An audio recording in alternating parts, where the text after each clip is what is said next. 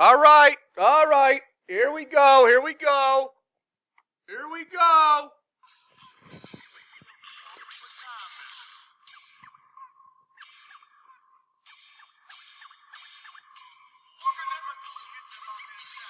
Yeah, it's about that time for some math now, isn't it?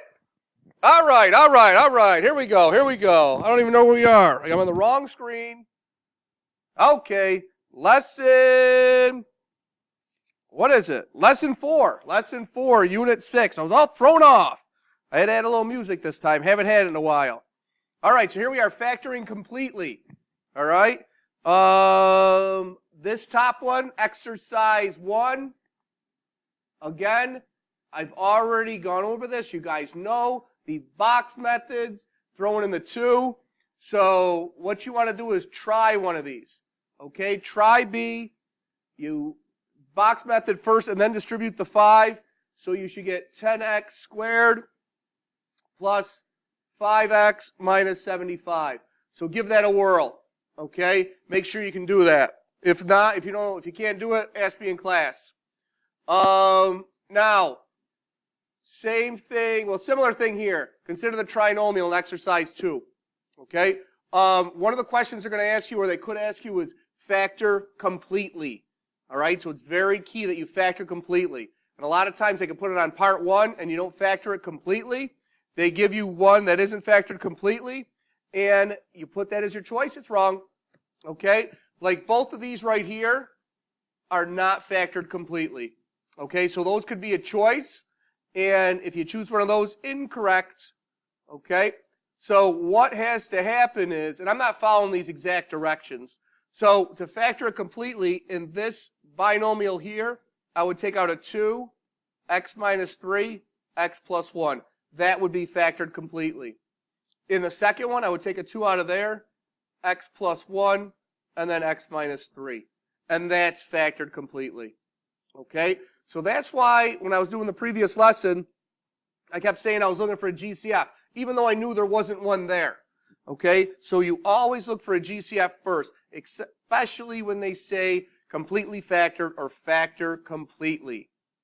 So when you are factoring completely, usually it'll be the leading coefficient.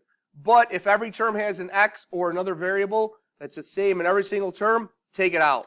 All right?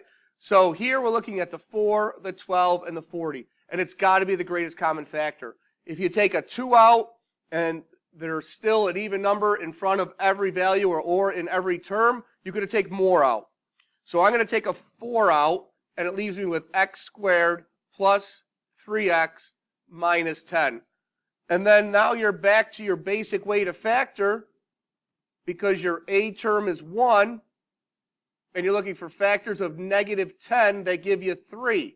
So factors of negative 10, where I squeeze it up here, are positive 5, negative 2.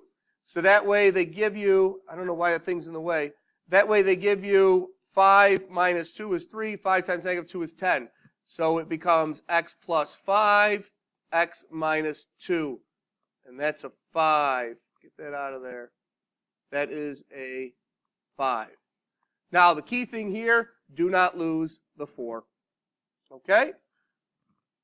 So the next one, I could take out a 6. I'm left with an x squared minus 4. So we've gone over GCF. We've gone over difference of 2 squares. We've gone over the reverse FOIL, so to speak, which is the reverse box, and then arcing. Okay? So you take out the GCF first. This is just a difference of 2 squares. And that is factored completely. Okay? So like it says, these should be relatively easy. Take the 2 out here. X squared plus 10x plus 25. Factors of 25 that give me 10 are 5 and 5, all plus. Okay? And then the last one, take out a 3. I'm left with a 25 minus x squared. And remember, whatever comes first, in this case, the number comes first. The number has to stay first. Okay, again, difference of 2 squares. All right, I know I went through that pretty quick, but you guys seem to get it. You guys seem pretty good at this factoring stuff. So your previous knowledge is definitely showing. Okay, so keep up the good work. Now, of course, we get a little more difficult. So you see this and you're right away thinking, oh my God, 10 times 105. Ridiculous. 1,050. I got to find factors of that. No, not yet. Okay? Take something out. All right? Now, you should be able to recognize that 5 goes into every one of those values. So we have 5. Okay, then we have a 2x squared plus 11x minus 21. Now, I'm not saying that the next time is real easy, but it's easier. Okay, so now we have 2 times negative 21, which is negative 42. Factors of negative 42, that give me the 11, okay, because we're down here with this trinomial here. Okay, I need a positive 11. So that is 14 and negative 3. So then the 2x squared comes down, the negative 21 comes down. This is a positive 14x minus 3x. Okay, and you guys did really well with this stuff too in class. Group the first two, group the second two. 2x, x plus 7. Force it to be x plus 7. Take out a negative 3. Okay, so then what do we have? We have the x plus 7s. So I'm going to go to a different color here. So we have x plus 7, 2x minus 3, and then don't forget the 5, because it says factor completely. Okay? Good deal. All right, now the next one, 12, 57, 15. What can I take out? I can take out a 3. I'm going to do it up above.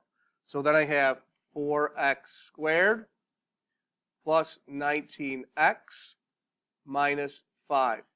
Okay, little easier, a lot easier actually. So then we have 4 times negative 5, which is a negative 20. Factors of the negative 20 that give me a positive 19 are 20 and negative 1.